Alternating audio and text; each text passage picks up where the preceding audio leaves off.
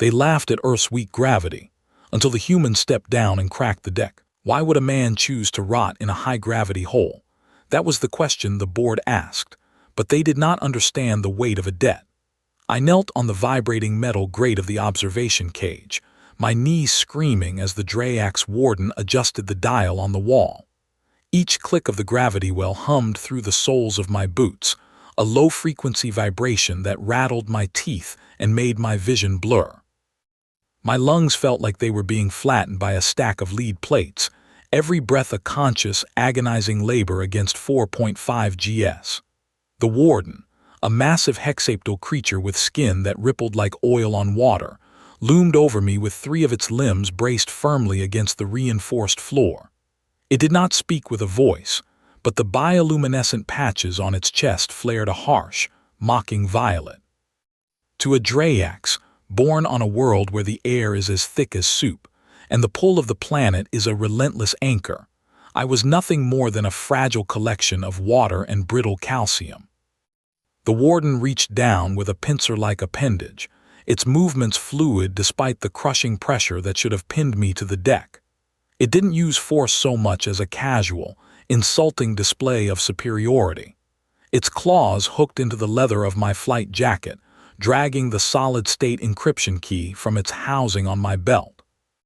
I tried to reach for it, but my arm felt as though it weighed 100 pounds. The limb moved in slow motion, a pathetic gesture that only made the warden's skin pulse with a staccato of yellow amusement. This was our security deposit, a ransom for ancient, non-functional mining rights my ancestors had supposedly defaulted on a century ago. Without that physical key, the Halyard was a billion-ton paperweight. I watched the silver casing of the drive disappear into the warden's heavy storage pouch, the metal clinking against its chitinous hide. Across the chamber, Vora was confined behind a shimmering energy barrier, her jaw set in a line of cold fury. She wasn't kneeling. She was using the structural bracing on her forearms, the mechanical splints she'd worn since the accident on Creos 9, to lock her limbs against the pull. Her short-cropped hair was damp with sweat, but her eyes remained sharp, darting between the warden and the various control consoles lining the perimeter. 2 Drayax guards stood flanking her cell, their skin strobing a rhythmic, contemptuous amber that signaled their disdain for our soft biology. They thought we were breaking. They saw the way my chest heaved and the way Vora's hands trembled against her braces, and they assumed the gravity was doing its work. They didn't realize that humans had spent 5 centuries learning how to carry weight that wasn't ours to bear. I forced my head up, the muscles in my neck straining until I felt a pop in my vertebrae. I caught Vora's gaze through the translucent shimmer of the containment field. She didn't blink.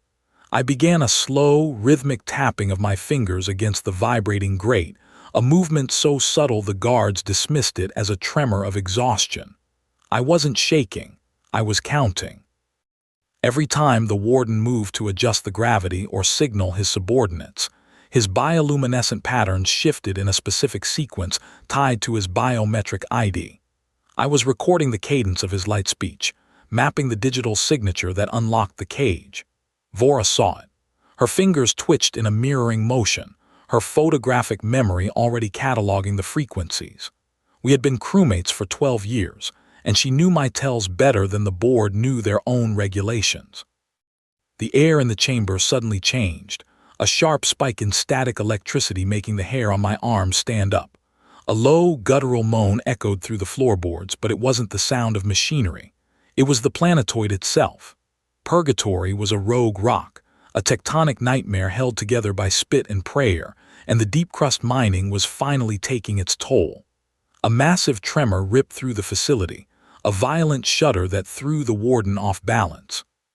For a brief second, the localized gravity fluctuated, dropping to a nearly comfortable 2 GS before surging back up with a vengeance. The Drayax guards scrambled, their 6 legs clicking frantically as they tried to find purchase on the buckling floor.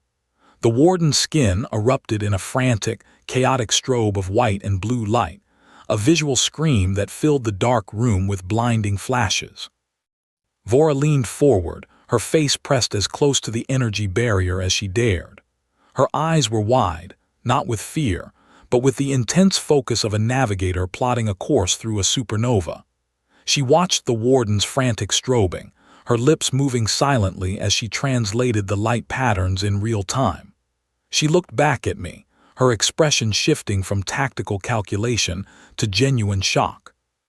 She raised a hand, signaling in our private shorthand that something was fundamentally wrong with the warden's message.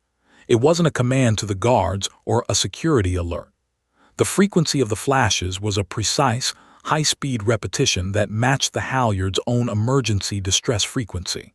The warden wasn't just barking orders. He was broadcasting a planetary SOS to a ship he had just finished impounding. The floor groaned again, a deep, metallic snap echoing from somewhere in the lower levels. The gravity well fluctuated once more, the dial on the wall sparking as the facility's power grid struggled to compensate for the tectonic shift. I managed to pull myself up to a low crouch, my boots grinding into the metal grate. The warden noticed my movement and turned, its skin pulsing a warning red, but the light was weak, diluted by the exhaustion of its own species. These creatures were built for high mass, but they weren't built for a world that was literally falling apart beneath their feet. They needed a way off this rock, and they needed a ship with a hull integrity that could survive an atmospheric exit through a collapsing crust. The debt was a lie. We weren't prisoners of a greedy hegemony. We were the last lifeboats on a sinking ship. Vora shouted something, but the sound was swallowed by the roar of a secondary tremor. I saw her point toward the warden's belt, where the encryption key hung in a loose mesh bag. The warden was distracted, its attention divided between the failing gravity stabilizers and the frantic reports coming in from the lower mining tiers. This was the opening we hadn't expected. The heist was no longer just about reclaiming our property. It was about survival. If the facility's core hit the cooling phase, the resulting implosion would crush everyone inside the observation cage regardless of what the gravity dial said. I looked at the warden's heavy, multi-jointed legs and then at my own shaking hands. We were soft, we were slow, and we were supposedly weak, but we were the only ones who knew how to fly in the black. I shifted my weight, feeling the familiar dull ache in my hip where the pins held me together. The warden turned its back to me, its bioluminescence fading to a dull, worried gray as it monitored a collapsing bulkhead on the far side of the room. I didn't need to be fast. I just needed to be heavier than the air around me. I reached out and gripped the edge of a control console, the metal cold and biting against my palms. Vora's eyes tracked my every move, her breathing synchronized with mine. We were a team of two, trapped in a dying fortress at the edge of the galaxy, and the only thing standing between us and a cold death was a piece of silver hardware and the sheer stubbornness of human bone. The warden's skin suddenly flashed a brilliant, desperate gold, a signal of absolute emergency. It turned back toward me, its limbs splayed wide as if trying to hold the very room together. It realized then that I wasn't just kneeling in submission. I was coiled. I was a spring under tension, compressed by 4.5 times my own weight, waiting for the moment the pressure dropped. The facility gave another sickening lurch, the lights flickering into total darkness for a heartbeat. In that void, the only thing I could see was the faint, rhythmic glow of Vora's signal light, a tiny lead sheet hidden in the cuff of her jumpsuit, blinking out a single, repeated word in Morse code. Run. I didn't wait for the lights to come back on. I threw myself forward, the sudden shift in momentum tearing at my joints as I lunged for the warden's pouch.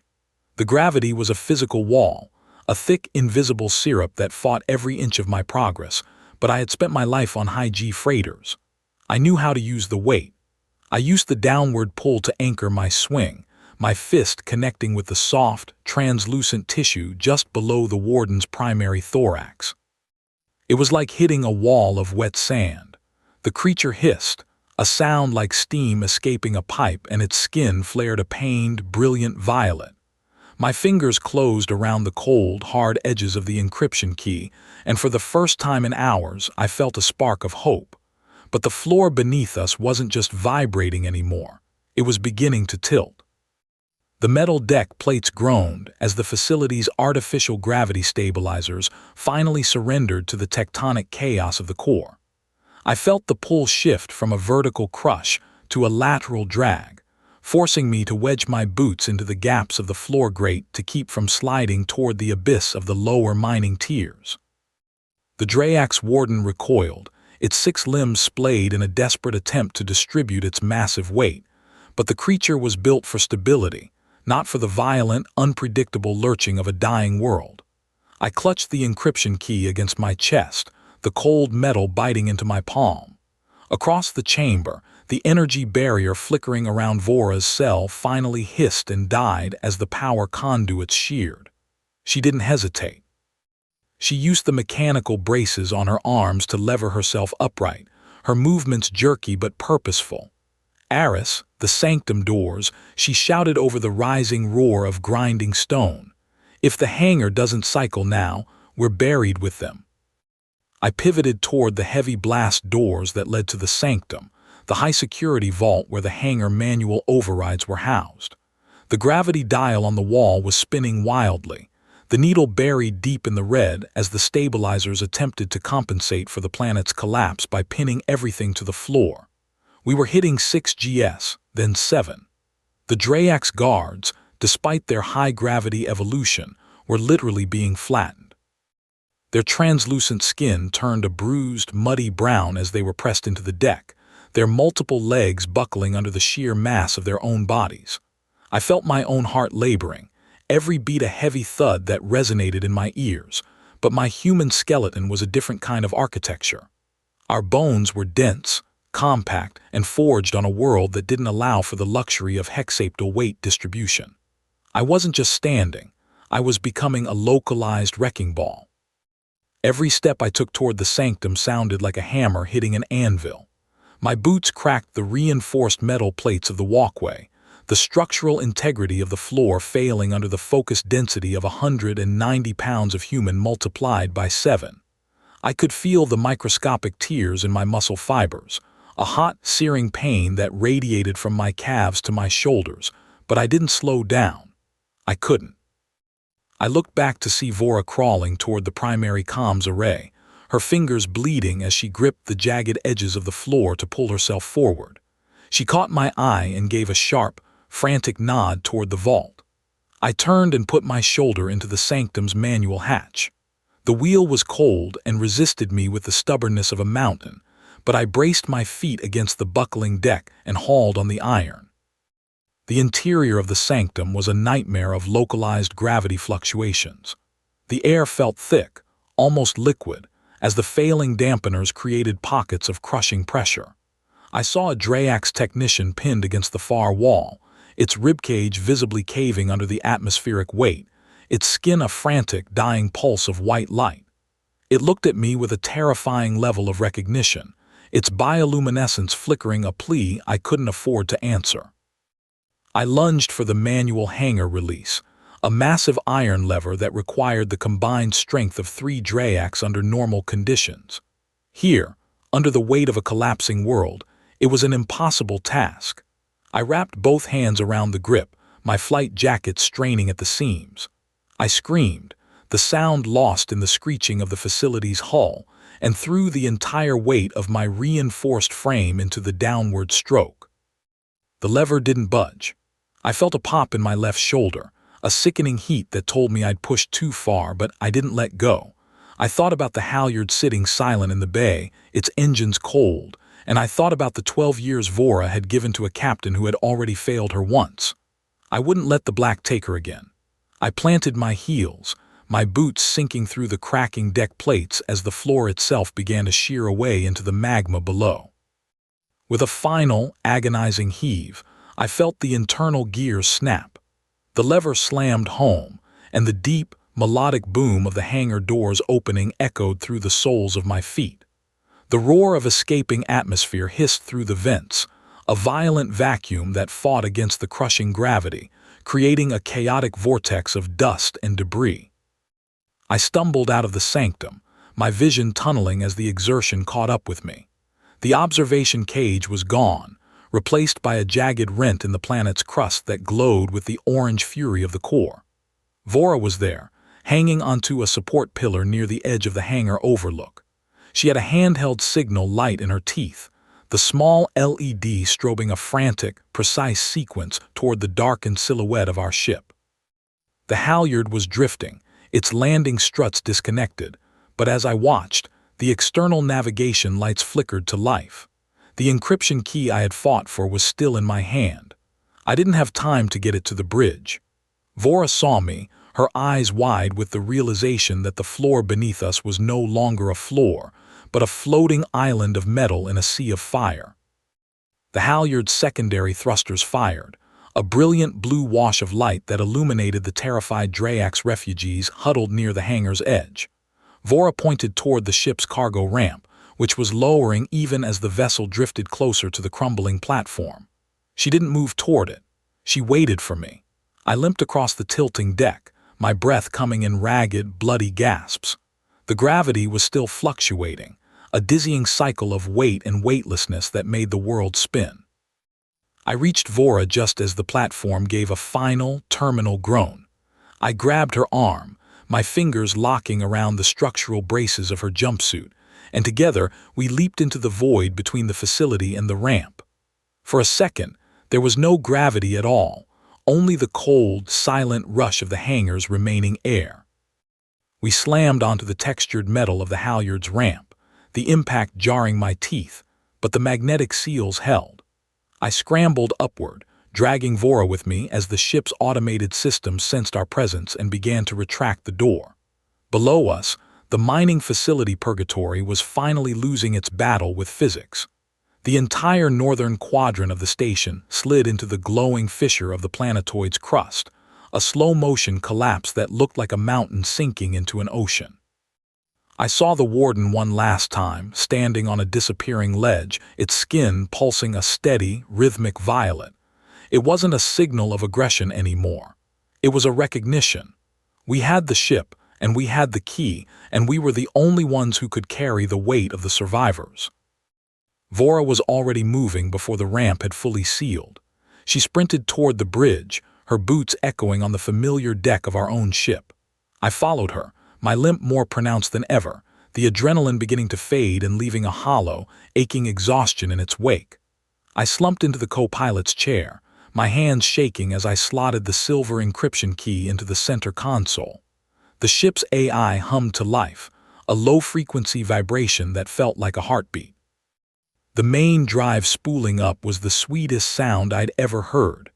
Vora's hands were a blur across the navigation tiles, her eyes fixed on the sensor ghost of the collapsing planetoid. She didn't look at the carnage behind us. She was already looking at the stars. The Halyard lurched as the main thrusters engaged, the inertial dampeners struggling to keep up with the violent escape trajectory Vora was plotting. We cleared the atmosphere just as the rogue planetoid reached its tipping point.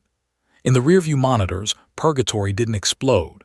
It imploded, the cooling core collapsing inward and pulling the crust, the facility, and the remaining Drayax structures into a single, dense point of matter before vanishing into the dark. The shockwave hit us a moment later, a silent ripple that rocked the ship but couldn't break it. We were in the black, the silence of deep space settling over the bridge like a heavy blanket. I looked at the encryption key, now glowing with the steady green light of a successful handshake, and then I looked at Vora. She leaned back in her chair, her hands finally still. The sweat was drying on her forehead, and the tension that had defined her posture for the last 6 hours was beginning to dissolve. She didn't say anything at first, her gaze fixed on the receding debris field that had once been a world. I reached out and touched the small LED signal light still clipped to her cuff, the tiny bulb now dark. We had survived a world that was designed to break us, and we had done it by being exactly what the Drayax feared. We were dense, we were stubborn, and we knew how to hold on when everything else was falling away. Vora finally turned her head, a ghost of a smile touching her lips, a silent acknowledgement of the debt we had finally paid to each other.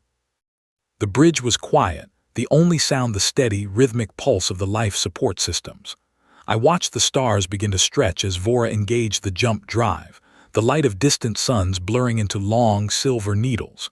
We were a long way from home, and the Halyard was carrying more than just its crew, but for the first time in years, the weight I felt in my chest was gone. I sat back and closed my eyes, letting the gentle, 1G pull of our own ship's gravity settle over me. It felt light. It felt like nothing at all. We had stepped down on a world that laughed at our weakness, and we had left it behind as a memory of what happens when a human refuses to stay down. The deck plates didn't just groan under my boots, they shattered. Every time I slammed my heel down, the reinforced alloy spiderwebbed, sending shards of floor coating skittering across the hallway.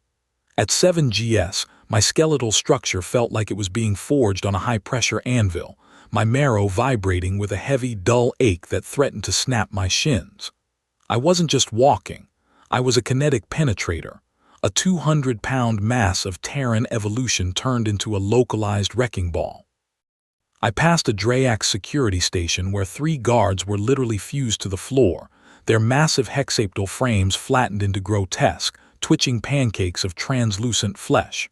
Their skin was a chaotic strobe of terrified amber, a silent scream of biology failing under the weight of its own success.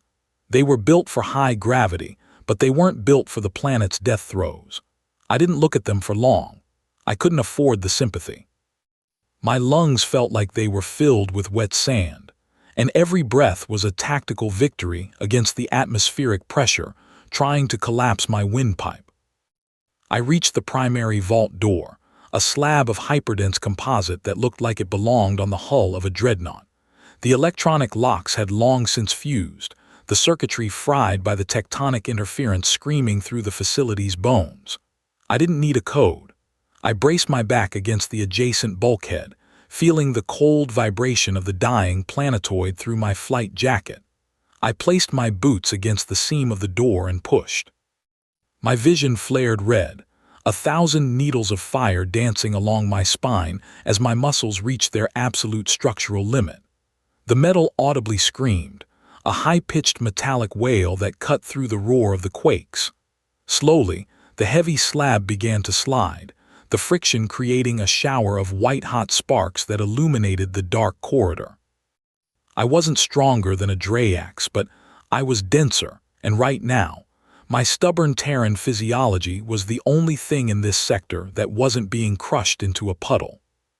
The interior of the Sanctum was a graveyard of high-tech debris. In the center of the room sat the manual hangar release, a primitive iron wheel designed for catastrophic power failures. I lunged for it, my feet sinking inches into the buckling floor as the gravity spiked again. My knees buckled, hitting the metal with a sound like a hammer hitting a lead pipe. I didn't stay down. I wrapped my bleeding hands around the iron rungs and hauled upward. My shoulders popped, a sickening wet sound that told me the ligaments were fraying, but I shoved the pain into a dark corner of my mind. I thought about the Halyard's cold engines and the 12 years of loyalty Vora had given me despite the mistake I'd made a decade ago. I wouldn't let her die in a hole on a nameless rock. With a roar that tasted like copper, I put every ounce of my concentrated mass into a final, violent twist. The gears deep beneath the floor snapped, and the wheel spun free. Far below, the massive hangar doors began to cycle open, a deep, rhythmic thudding that I felt in my teeth. The atmosphere began to bleed out, creating a violent, swirling wind that fought against the crushing gravity. I stumbled back toward the observation deck, my legs shaking so violently I could barely keep my balance. The world was tilting. The facility was no longer a stationary structure. It was a collection of metal islands sliding into a sea of molten core. I saw Vora through the haze of dust and escaping gas. She was lashed to a support pillar with a length of power cabling, her face pale but her eyes burning with a fierce analytical focus. She held the small LED signal light in her teeth, the tiny bulb flashing a frantic, rhythmic sequence toward the dark silhouette of our ship. The Halyard was drifting in the bay, its hull scarred and its lights dark, but as I watched, the external thrusters gave a short, sharp burst of blue flame. The ship didn't just move, it pounced. Vora's signal had reached the automated pilot, and the vessel was fighting the gravitational shear to reach the crumbling platform. I reached the edge of the overlook, the metal beneath me shearing away into the orange glow of the magma below. Vora reached out, her fingers clawing at the air, her face twisted in a silent plea for me to hurry. I didn't have a bridge to cross. The gap between the platform and the Halyard, lowering cargo ramp, was 10 feet of whistling vacuum and lethal gravity. I didn't hesitate. I used the last of my strength to launch myself into the void, my heavy frame carrying me across the chasm like a falling stone. I slammed into the textured metal of the ramp, the air leaving my lungs in a sharp, painful burst.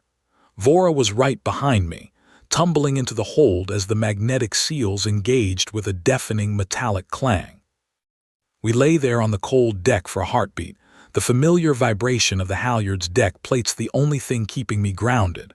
The ship was screaming, the hull groaning as it fought the planetoid's terminal pull. I felt the encryption key in my pocket, a small, hard weight that felt like the most valuable thing in the galaxy.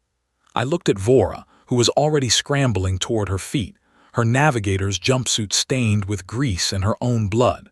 She didn't wait for a thank you. She didn't offer a hand. She just looked at me with a sharp, knowing nod and sprinted toward the bridge. I dragged myself up, my limp more pronounced than it had ever been, and followed her. Every step was a struggle, but it was a struggle on my own ship, under my own rules. I reached the bridge just as Vora slammed into the pilot's seat. I didn't go to my chair. I went straight to the central encryption shunt and jammed the solid-state key into the slot. The bridge lights didn't just flicker. They surged with a brilliant, clean white glow. The AI chimed, a soft, melodic tone that signaled the engines were finally unlocked. Vora's hands were a blur across the navigation tiles, her fingers dancing with a photographic precision that defied the chaos outside. The Halyard lurched, the main thrusters engaging with a violence that pinned us into our seats. Through the forward view screen, I saw the mining facility Purgatory finally lose its grip. The entire northern spire folded inward, the translucent skin of the Drayax structures shattering like glass as the planet's core swallowed them whole. We cleared the atmosphere in a jagged, spiraling climb that tested every weld in the ship's frame. In the rearview monitors, the rogue planetoid reached its final, agonizing moment. It didn't explode in a flashy display of fire. It simply collapsed. The cooling core reached a critical density, and the entire mass of the world imploded, drawing the debris, the facility, and the remaining Drayax guards into a single, lightless point before vanishing into the vacuum.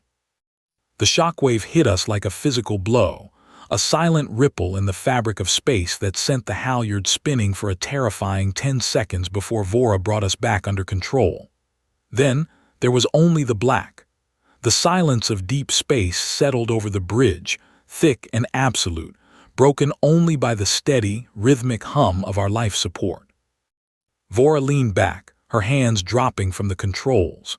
Her chest was heaving and sweat matted her short hair to her forehead, but the tension in her jaw had finally snapped. She didn't look at the sensor readouts or the receding debris field. She looked at the small LED signal light she had unclipped from her wrist, the tiny bulb now cold and dark. I watched her for a long time, the weight of the last few hours finally settling into my bones. We had survived a world that was engineered to crush us, not through technology or weapons, but through the simple, stubborn density of being human. The Drayax had laughed at our gravity, and in the end, it was that very gravity that had allowed us to walk through their graveyard. I reached over and placed my hand on the center console, feeling the steady pulse of the ship's heart. Vora turned her head, her focused eyes softening just enough to acknowledge the bond that had been reforged in the crushing depths of the mine. There were no words needed. We had seen too many bad worlds to waste breath on sentiment. She reached out and tapped the jump drive sequence, the stars beginning to stretch into long, silver needles of light. We were heading back to the fleet with an empty hold and a battered ship, but for the first time in a decade, I didn't feel the phantom weight of my past mistakes. I sat back and let the gentle, 1G pull of the Halyard's deck settle over me like a familiar blanket. It felt light. It felt like freedom. We had stepped down on a world that laughed at our weakness, and we had left it behind as a memory of what happens when a human refuses to stay down.